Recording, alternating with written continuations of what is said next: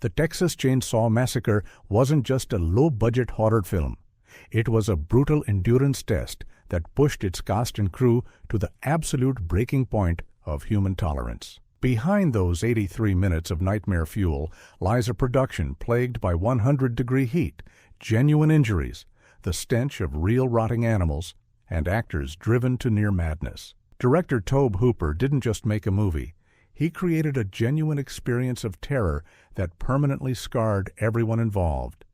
And today, we're diving into the twisted reality behind one of horror's most influential masterpieces with 20 weird facts about the Texas Chain Saw Massacre. And stick around for our bonus fact, the disturbing truth about Leatherface that even hardcore fans don't know. So grab your meat hooks and let's dive in. 1. The brutal dinner scene took 27 straight hours to film. What audiences saw as a 5-minute sequence of Sally's torture at the family dinner table wasn't just acting. It was genuine human suffering. The cast and crew were trapped in a small room with temperatures soaring to 110 degrees, surrounded by rotting food and animal carcasses that had been sitting under hot lights for weeks. The stench became so unbearable that several crew members vomited between takes. Marilyn Burns, who played Sally, wasn't pretending to be exhausted and delirious. She was living it. Her screams weren't just performance, they were the sounds of genuine psychological distress. By the final hours, the line between filmmaking and torture had completely dissolved. "It wasn't movie making," Burns later recalled. "It was like some weird social experiment to see how much people could take before they snapped." 2.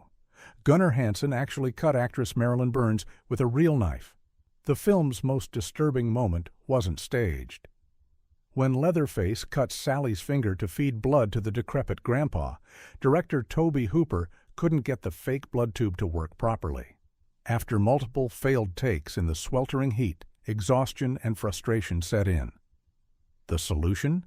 Use a real knife and draw actual blood. Hansen carefully sliced Burns's finger on camera, creating the genuine pain and blood you see on screen. It wasn't a deep cut, but it wasn't acting either. Burns later described the moment.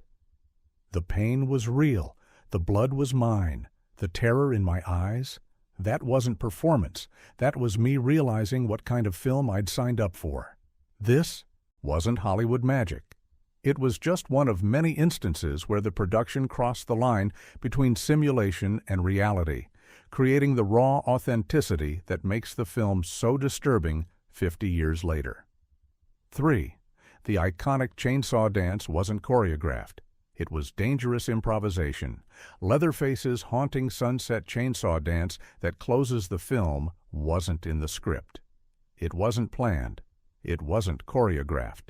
What audiences witness in that final shot is Gunnar Hansen, a 300-pound man swinging a fully operational chainsaw in circles after 12 straight hours of filming in brutal Texas heat. Hansen was genuinely exhausted and borderline delirious from heat exposure. The chainsaw wasn't a prop, it was a real gas-powered chainsaw with the safety guard removed. One slip would have meant catastrophic injury or death. "I couldn't see properly through the mask," Hansen later admitted. "I was swinging blindly, and that chainsaw was heavy. I'm still amazed I didn't cut my own leg off." What appears on screen as a moment of artistic brilliance was actually a dangerous gamble that created one of cinema's most iconic closing shots through sheer chance. 4. The actor who played Leatherface suffered permanent physical damage. Behind Leatherface's mask was Gunnar Hansen, a soft-spoken poet and graduate student who had never acted before. What he didn't know was that playing this iconic killer would permanently damage his body. The costume wasn't designed for comfort or safety.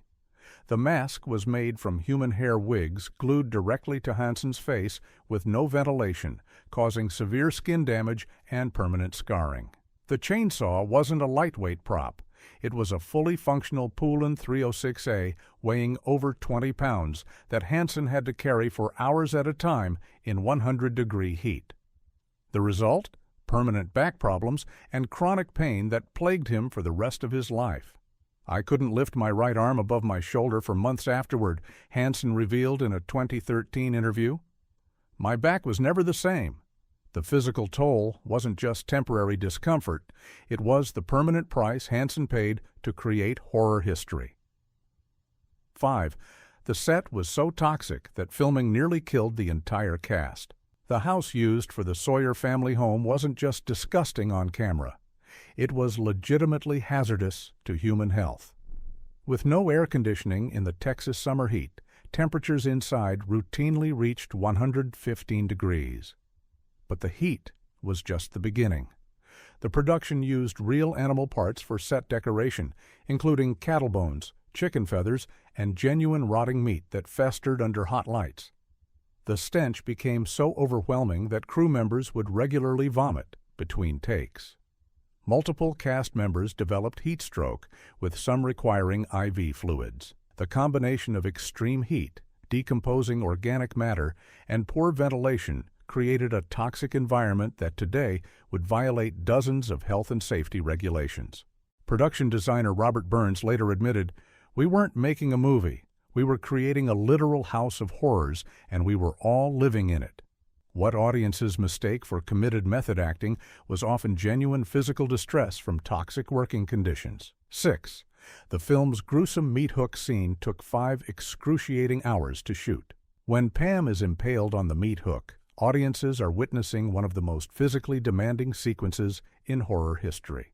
Actress Terry McMinn wasn't suspended for just a quick shot. She hung from an extremely painful harness for over 5 hours of continuous filming. The harness, a primitive device that hooked between her legs and around her chest, cut off circulation and caused severe bruising that lasted for weeks. What's more disturbing is that the harness repeatedly failed during filming. McMinn would suddenly drop several inches, causing real pain and panic that you can see in her eyes on screen. "I was literally passing out from pain between takes," McMinn revealed years later. "They'd revive me with smelling salts, adjust the harness, which just made it hurt differently, and then keep filming." The suffering wasn't simulated, it was methodically documented. Not special effects or movie magic, but the real documentation of a young actress being physically tortured for the sake of authentic terror.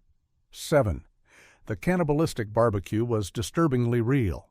The Sawyer family's barbecue business wasn't created with clever food styling and props. The production used actual discarded meat from local slaughterhouses that sat rotting in the Texas heat. What you see sizzling on screen is genuine decomposing animal flesh, crawling with insects that weren't added in post-production. They were attracted to the putrid meat. The actors weren't just pretending to be revolted. They were legitimately gagging and struggling not to vomit while handling the rancid meat. Jim Sedow, who played the cook, developed a serious bacterial infection from handling the contaminated meat that required hospitalization.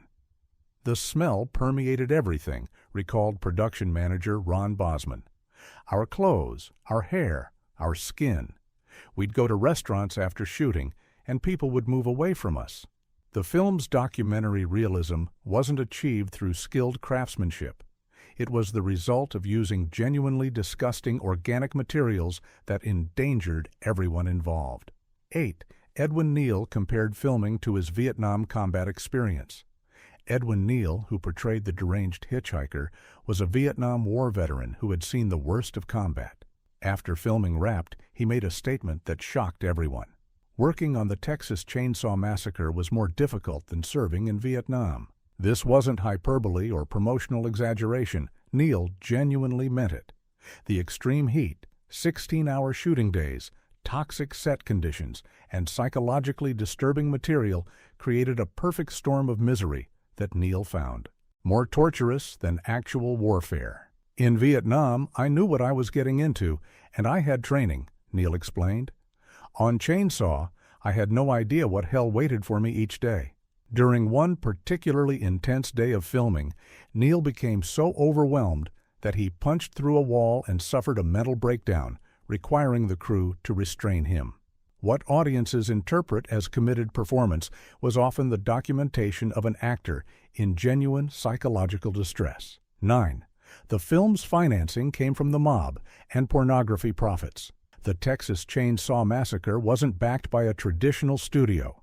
Its $140,000 budget, tiny even by 1974 standards, came from a shadowy investment group with direct ties to organized crime and the pornography industry. Producer Louis Perrino, who provided much of the funding, was a known associate of the Colombo crime family who had previously financed the pornographic film Deep Throat. This mob connection created dangerous situations during production. When the film went over budget, armed investors would show up on set, demanding progress, threatening the cast and crew. Director Tobe Hooper later admitted he feared for his life when delays mounted. "There were days I thought I might not make it home," Hooper confessed in a rare 1986 interview. These weren't Hollywood executives worried about box office. These were dangerous men who wanted their money's worth. The raw terror that permeates the film wasn't just artistic vision. It reflected the genuine fear experienced by filmmakers working under implicit threats of violence. 10. The film's iconic sound design came from real animals being slaughtered.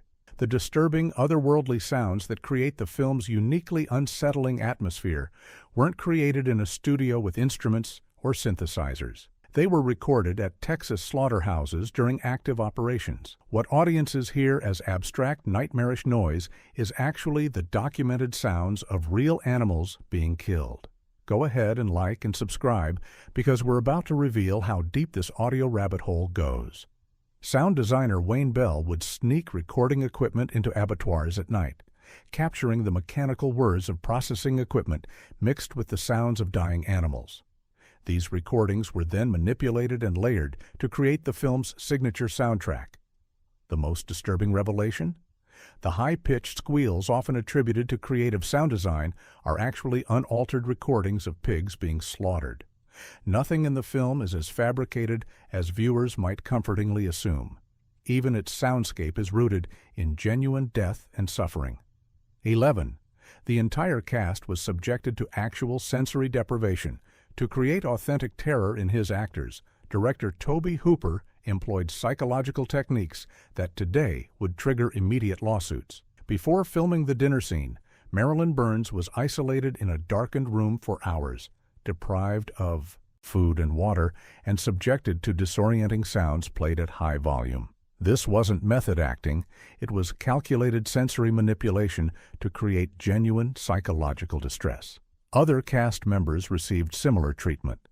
Gunnar Hansen was kept separate from the rest of the cast and wasn't allowed to socialize between takes. The actors playing victims weren't shown the Sawyer house interior until cameras were rolling, ensuring their reactions of disgust and fear were authentic first impressions. "Tobe didn't direct us in the traditional sense," revealed Alan Danziger, who played Jerry. "He created actual traumatic situations and filmed our genuine responses." The raw fear visible on screen wasn't crafted through skilled performance. It was methodically engineered through psychological manipulation bordering on abuse. 12. The abandoned farmhouse was genuinely haunted. The dilapidated Victorian house that served as the Sawyer family home came with its own terrifying history. Located in Williamson County, Texas, the structure had been abandoned for years, following a series of unexplained deaths, including the supposed suicide of its previous owner. Local residents warned the production to stay away, sharing stories of paranormal activity dating back decades. During the 28-day shoot, the crew documented numerous inexplicable events. Equipment failures that technicians couldn't explain, mysterious cold spots in the Texas summer heat, and crew members reporting being touched by unseen hands. 3 separate camera operators quit after experiencing what they described as malevolent presence while filming in the house's basement.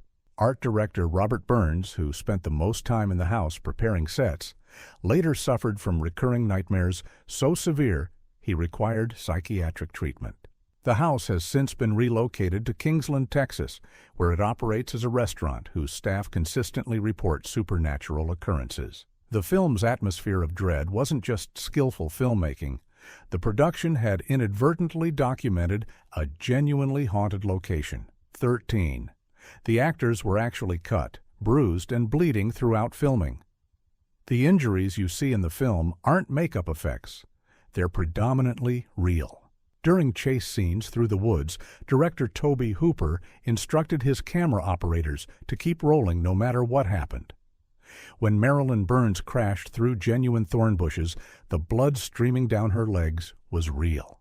When she cut her hands climbing through a window, those were actual lacerations. By the final days of shooting, the entire cast was covered in genuine wounds. Gunnar Hansen's hands were sliced open from operating the chainsaw without proper gloves.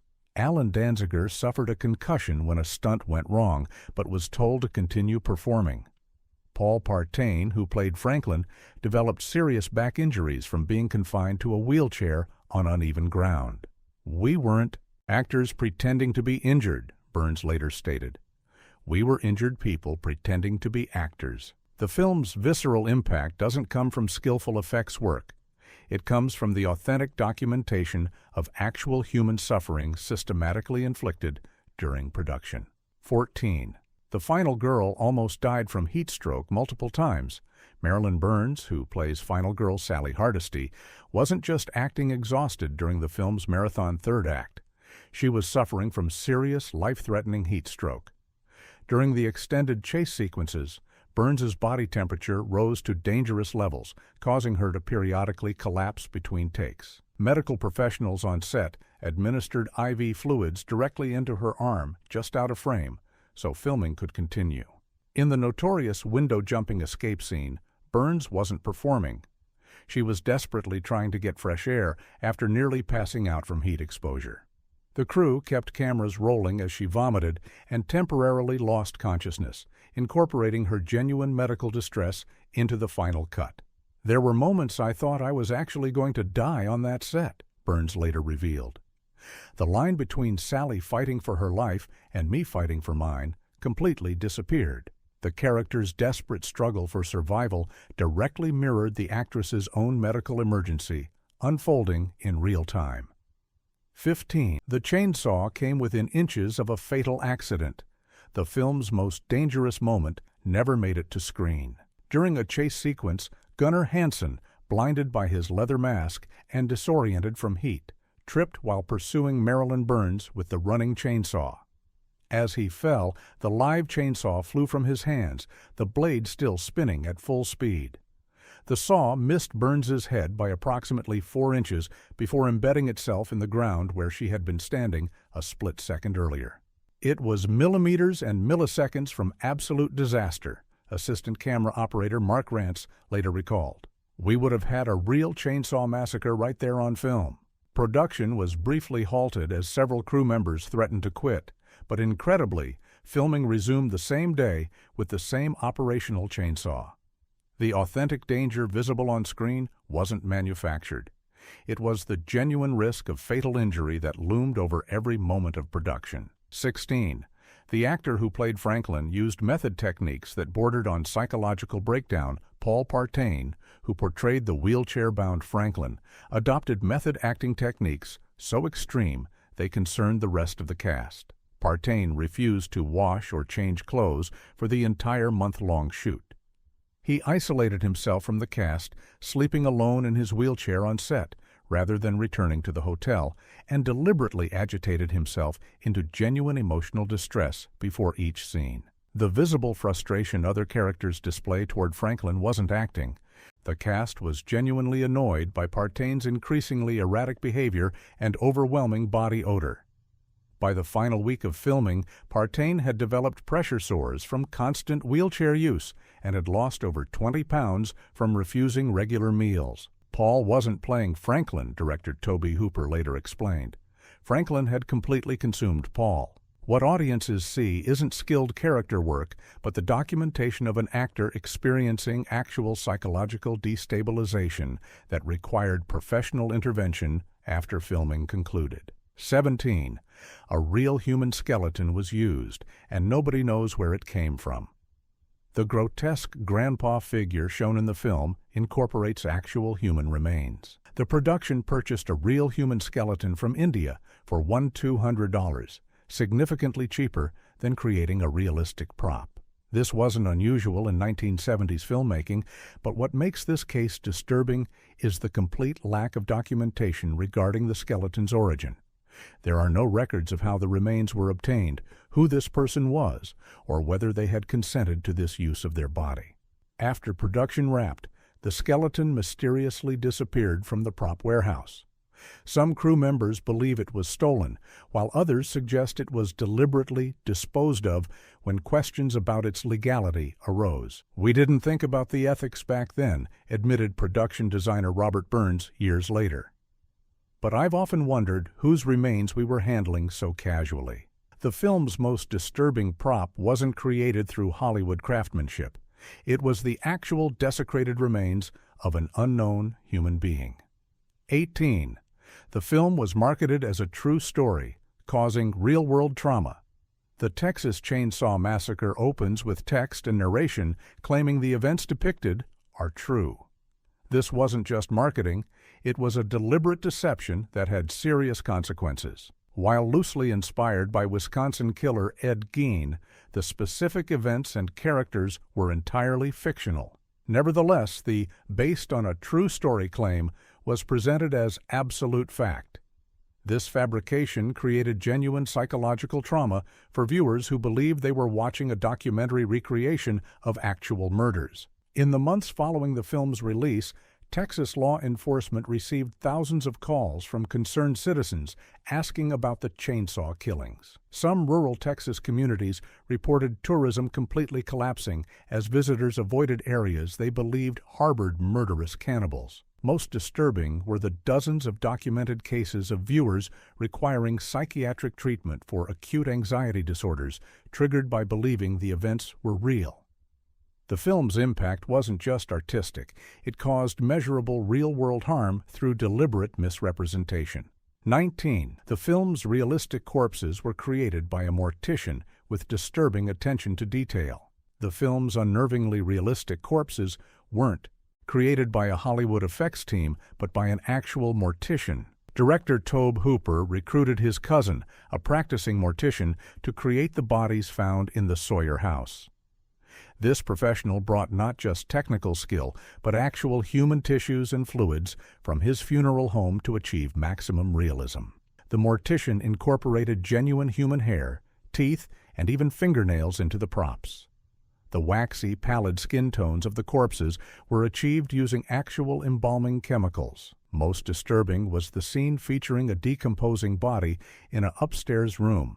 The realistic maggot activity was created by the mortician applying actual decomposition chemicals to animal tissue, generating authentic decay processes on camera. He wasn't creating props, one crew member noted. He was recreating death with scientific precision. The film's authentic portrayal of mortality wasn't achieved through artistry, but through the clinical application of actual death science. 20. The majority of the cast never fully recovered from the trauma of filming The Texas Chain Saw Massacre. Didn't just create fictional trauma, it generated real psychological damage that permanently altered the lives of its cast and crew. Marilyn Burns experienced severe PTSD symptoms for decades, including recurring nightmares and panic attacks triggered by the sound of power tools. She avoided horror conventions and rarely discussed the film until the late 1990s, describing the experience as genuine trauma disguised as filmmaking. Gunnar Hansen refused to reprise his role as Leatherface for any sequel, later revealing he feared slipping back into the psychological space required to play the character. Edwin Neal, the hitchhiker, developed anxiety disorders so severe he couldn't watch the completed film until 30 years after its release. Director Tobe Hooper experienced what he later described as a creative paralysis that prevented him from matching the raw intensity of his breakthrough film.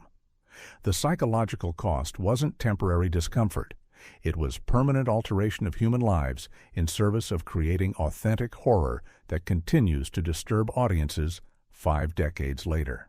Bonus fact: the most disturbing fact about the Texas Chain Saw Massacre remained hidden for decades. Parts of the film, including hospital scenes, were shot at Eloise Hospital, a now abandoned psychiatric facility near Detroit. What the cast and crew didn't know during filming was that a maintenance worker employed at the hospital during production, Howard Unruh, had previously been convicted of multiple murders in New Jersey.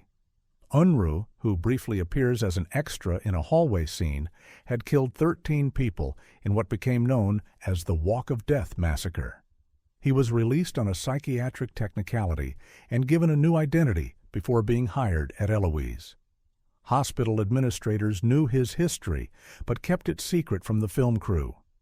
It wasn't until decades later that Gunnar Hansen discovered that while he was portraying a fictional killer, he was regularly sharing lunch breaks with a real one. The most terrifying part of making a film about a murderer, Hansen wrote in his memoir, was unknowingly sitting across from an actual mass murderer between takes. The line between fiction and reality wasn't just blurred during production. It completely dissolved in ways the filmmakers themselves couldn't have imagined. The Texas Chain Saw Massacre wasn't just a horror film that changed cinema. It was a documented descent into genuine madness that permanently scarred everyone involved in its creation. What audiences experience as entertainment represents the authentic suffering of real people pushed beyond human limits in service of creating something truly disturbing. 50 years later, its power hasn't diminished because the terror on screen was never manufactured. It was methodically harvested from actual human experience.